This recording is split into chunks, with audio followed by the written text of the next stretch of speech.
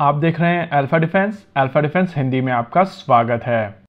कल social media के ऊपर स्विफ्ट की फोटोग्राफ्स और वीडियोस को देखकर लोग पूछ रहे थे कि अगर एडीई इतना कॉम्प्लेक्स सिस्टम बना सकता है तो medium altitude long endurance arm drones के साथ में क्या परेशानी है। देखिए, मेरे पास एक अपडेट था और मैंने सोचा कि इस क्वेश्चन को अगर हम लोग आंसर करते हैं तो इस अपडेट को इसके साथ में इंक्लूड किया जा सकता है। तो चलिए सबसे पहले बात कर लेते हैं इस क्वेश्चन के बारे में। साथ ही जो अपडेट निकल कर आ रही है उसके बारे में भी हम लोग एक छोटी सी डिस्कशन इस वीडियो के दौरान जरूर करेंगे।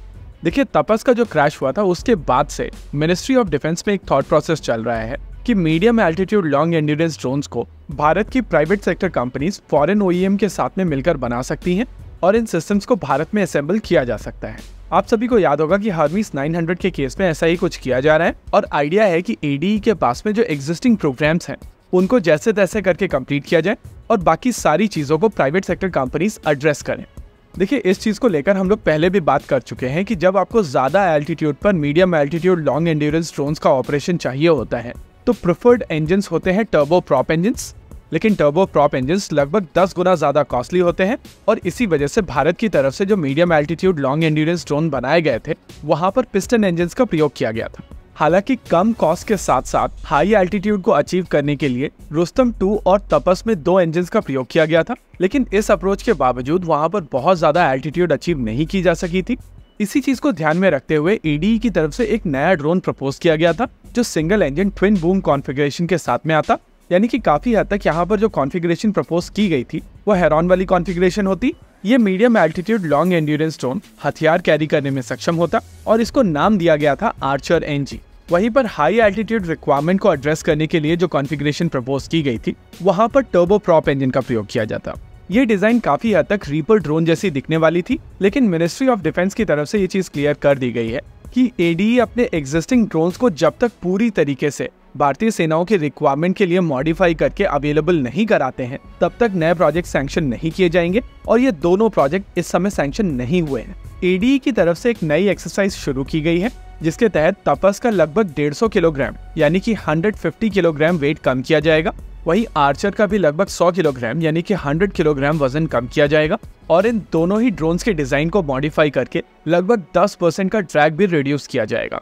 और अगर बात की जाए high altitude long endurance drone की यानी कि हेल यूएवी की, तो उस रिक्वायरमेंट के लिए टाटा सामने निकल कर आया है और वो लोग इस समय इवेल्युएट कर रहे हैं कि क्या ग्रॉब एरोस्पेस द्वारा बनाए जाने वाला ग्रॉब G1800 SPN light business jet एक हेल यूएवी के तौर पर डेवलप किया जा सकता है। देखिए, इस लाइट बिजनेस जेट के इंटेलेक्चुअल प्रॉपर्टी राइट्स इस समय टाटा के पास में है और इसी वजह से वो लोग इस सिस्टम को मॉडिफाई करके जिस तरीके से चाहे उस तरीके से यूज कर सकते हैं। रही बात हेल यूएवी की, तो ये कॉन्सेप्ट नया कॉन्सेप्ट नहीं है। इससे पहले पियागो एरोस्पेस ने हैमरहेड यूएवी को P180 अवंती 2 बिजनेस जेट को मॉडिफाई करके बनाया था और इसी वजह से ये देखना काफी इंटरेस्टिंग होगा कि टाटा कब तक इस सिस्टम को बना पाता है। यानी कि यहाँ पर ओवरऑल ये चीजें क्लियर हैं कि एडीई को यहाँ पर तपस और रुस्तम 1 को मॉडिफाई करके बनाया गया आर्चर पूरी तरीके से कंप्लीट करना पड़ेगा।